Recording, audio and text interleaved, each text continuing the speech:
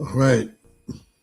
Wednesday, once again. And we're up here talking about wealth on Wednesday. Glad to be here. Glad to be with you. Hope you can get something out of this and take it home with you. Take it right to the spot and get what you need. We're talking about simple ways to diversify your income for building wealth. Simple ways to diversify your income for building wealth. And I like this in the sense of I like talking about income investing. And a lot of people, when they think about income investing, they think about different stuff that may or may not apply. And I want to help somebody out. You've heard me mention some high yield investments that may or may not fit your criteria. Well, that's okay. And that's going to be okay because you've got some options, right? You've got some options to do some things here. And I want to share with you just a few things you can do income investing that'll get us going. All right, let's talk about this. First off, when it comes to income investing, things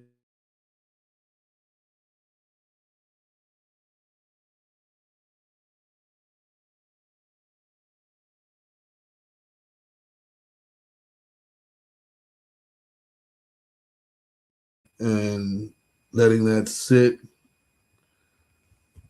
and not talking about getting into much of anything else, but I want to think about diversification as well as allocation.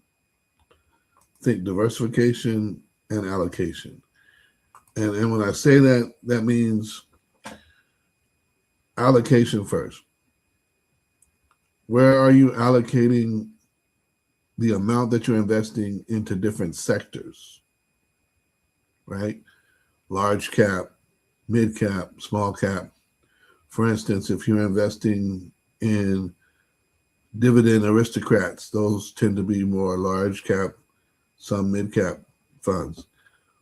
If you're thinking about dividend investing into foreign companies, a lot of foreign companies pay high yields, but there's also a different amount of risk that goes there. So your allocation means how much you're allowing to go into each of those sectors, and your diversification is the sectors that you actually cover, right? Are you in the real estate without buying property, real estate investment trust, things of that nature? Those are all different ways to look at it. I want to put it in perspective here. Um, when we talk about REITs, there's two ways to get into REITs. And REITs are real estate investment trusts. And I think that we need to look at REITs in this sense. Those that you can get that are already diversified REIT companies that are diversified or even unique, and those that are companies that are, you have vanilla companies, right? Ticker symbol O, right? Realty Income, right? That is the dividend investment company. That is the company that pays a monthly dividend, right? That a whole bunch of people know about, that people are gung ho about. They'll swear by it. I I'm one, you know, never done me wrong, constantly increasing the dividends, and I've been invested with them for over a decade, right? Um, why? Because the company delivers, and they've been pretty consistent in their delivery. What happens a lot of times is we'll end up with companies that are inconsistent with their delivery, and people are still buying into them, right? So when I buy REITs, I buy both stocks and ETFs. And like I mentioned, ticker symbol O is one. But what I also look at is there are REITs that are available. Invesco, right, offers a REIT ETF that I like, and that ticker symbol is KBWY. KBWY. And that one is diversified. It's cheap to get into, pays monthly, expense ratio is decent. It's not really low, but it's, like I said, it's decent for what you get in return, right? If I'm getting 6-8% dividend yield and I'm being charged less than 1%, I'm cool, right? That means I'm getting 5 to 7% back. Cool. I'm gaining along with whatever gain that company may make. And so I think real estate is definitely an investment that you need to get into. It doesn't have to be property, right? And I know a lot of people selling property, but property comes along with the headaches of management. Property management is a main key. And so if you buy REITs, you don't have to worry about property management. Someone else has to worry about that headache. But REITs, the ETFs, give you diversification and allocation in one bundle. The stocks give you what's unique. For instance, if you look at Iron Mountain, right? Iron Mountain is a REIT. Iron Mountain, the company that shreds your documents, stores your data, that's a REIT. And so they pay out, like any other REIT, a percentage of their profits. And so that's the type of company individually I buy, right? When I look at REITs, I think of storage, right? When I think of storage, I think of Public Storage, which is a popular storage company, right? And Public Storage is a REIT, as well as self-storage and Cube. Those are all REITs. And so thinking about these as how they offer paybacks, and as individual companies, they're unique. But as ETFs, you can get greater diversification. And so when you go to start building, perhaps you start with an ETF. You start with ETF, like I said, KBWI, or another one that's a decent one, Global X, as well as you got REITs that come from iShares, Vanguard, VNQ. Those are all REITs. And so that's one way I would think about investing for diversification long term. Get into real estate on an angle. Another one is bonds or bond ETFs.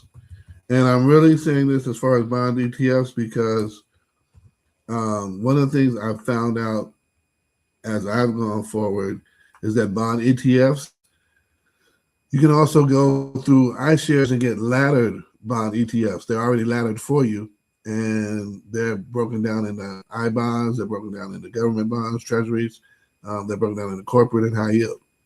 And you don't have to worry about maturity dates. When it comes to bond investing, maturity dates tend to impact your investment yield. But if you're getting 5% on a bond ladder paid monthly, you're hitting it. You're hitting the number that you want because you're getting more than you would get if it was sitting in the bank. And if you're getting older and you want that conservative diversification along with the income, that's me, I'm getting older, take it in that form. You don't have the risk and volatility of the stock market. What you do have is the risk of maturity. And with bond ladders, now it's on the fund manager. And so you will pay a fee, but the fee's worth it if you're not chasing down to see when your maturity dates are coming up.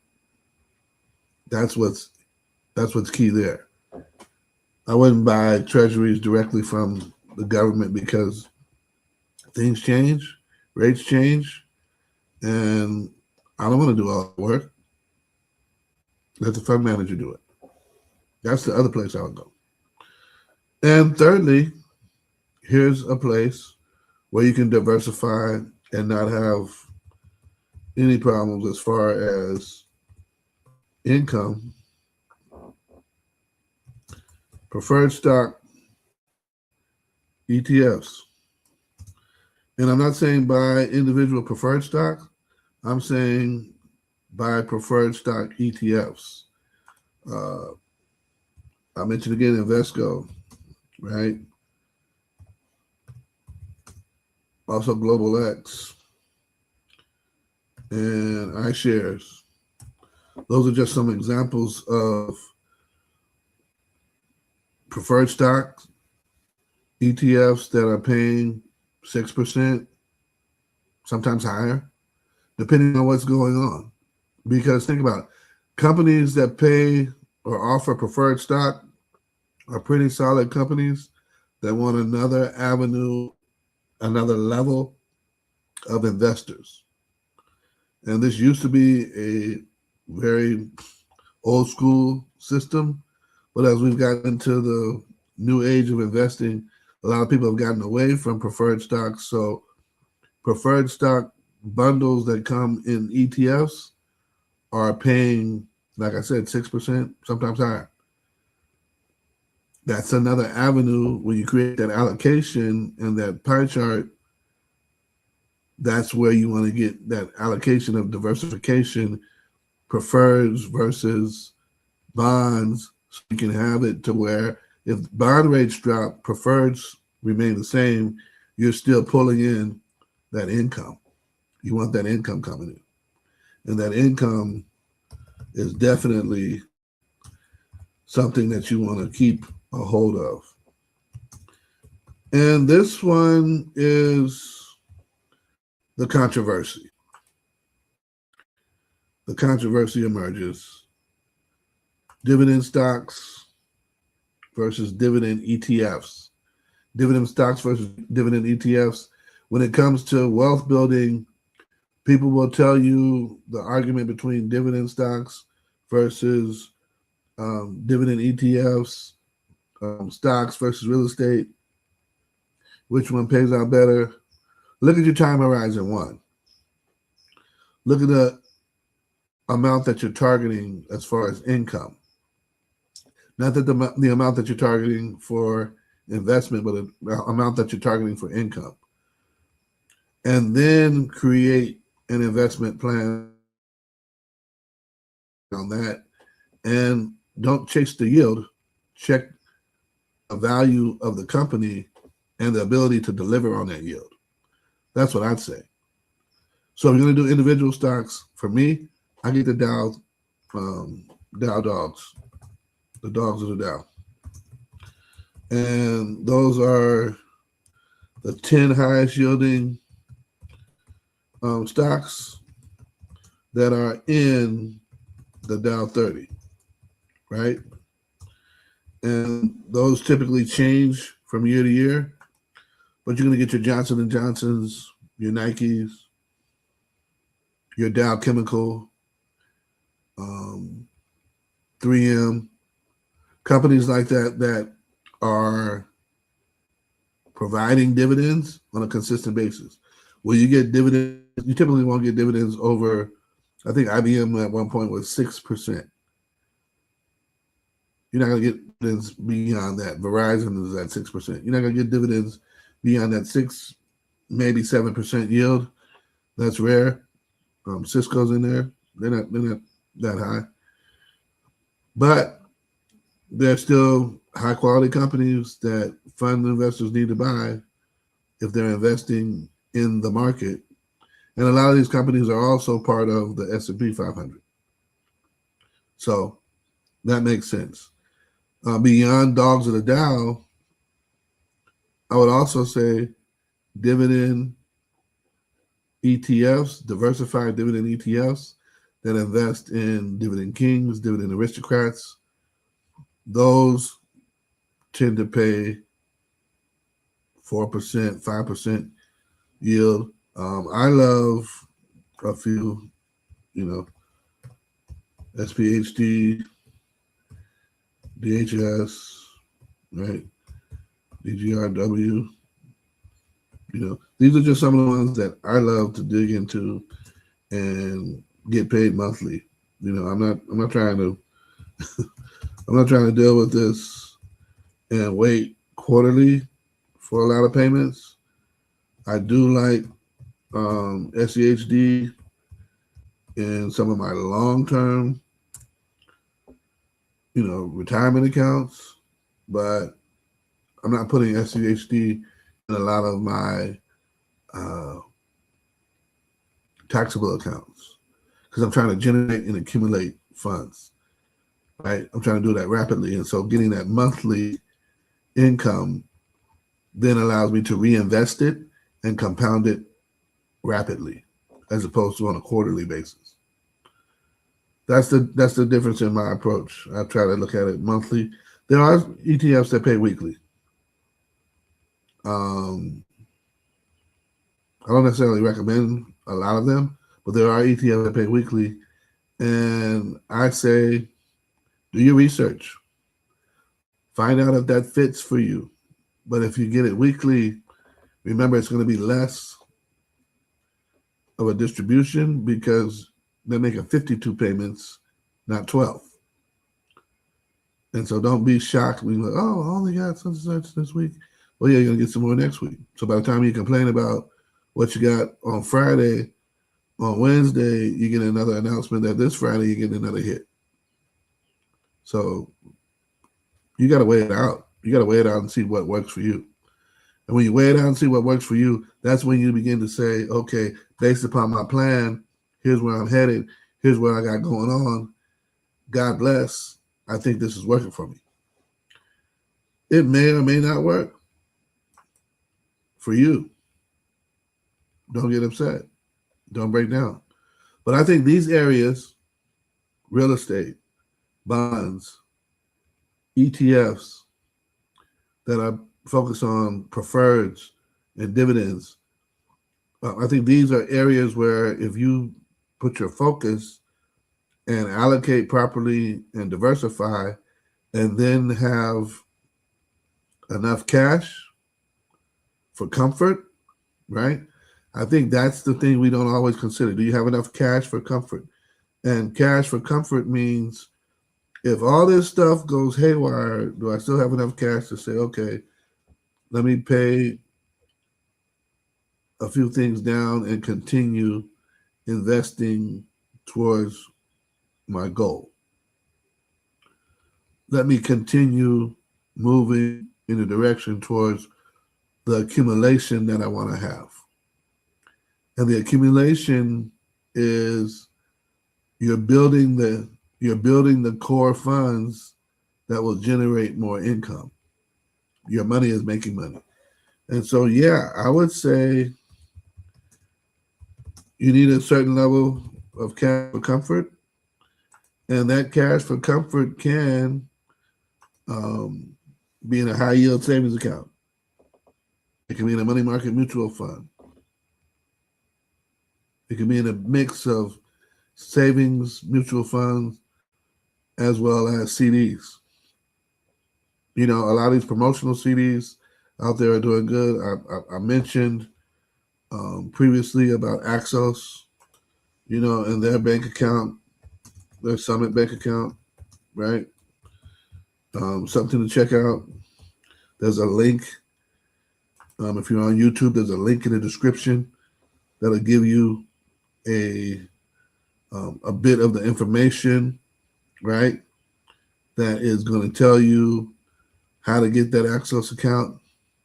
It's a referral link. There's referral links for Stash, Robinhood. You want to get invested and you want to get diversified. And once you're diversified as an investor, there's really no stopping you. You just have to manage it. And managing it takes research, it takes time, and you have to be aware of not so much the market conditions, what's changing in your life.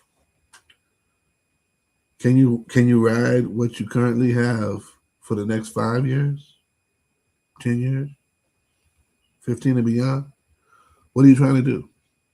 For what I'm trying to do as far as an income investor, I'm trying to continue to allocate for 5 more years and let that thing move 10 years after that on its own. And the rest is retirement. And what does my retirement look like? Index funds. But you want to get to where you have cash for comfort. And I think the cash for comfort for some people will vary based upon their situation. Do you still have a mortgage? Are you still paying down debt?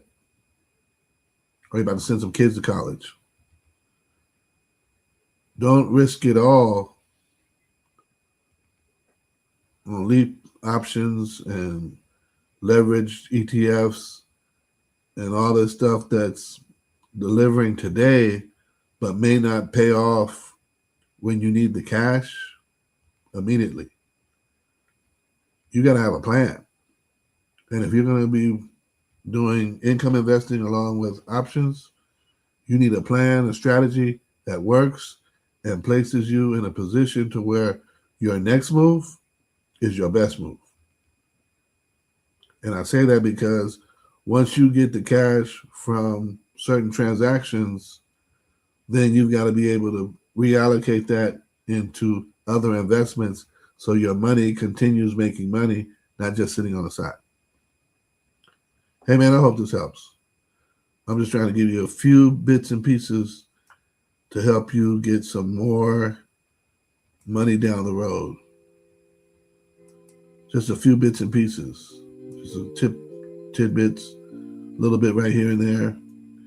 And hopefully this will get us in a position to where we can have wealth that we can pass on, wealth that we can continuously give to our loved ones.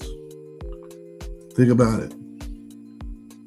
Financial literacy leads to financial freedom. Learn how to master your money and not die broke. God bless.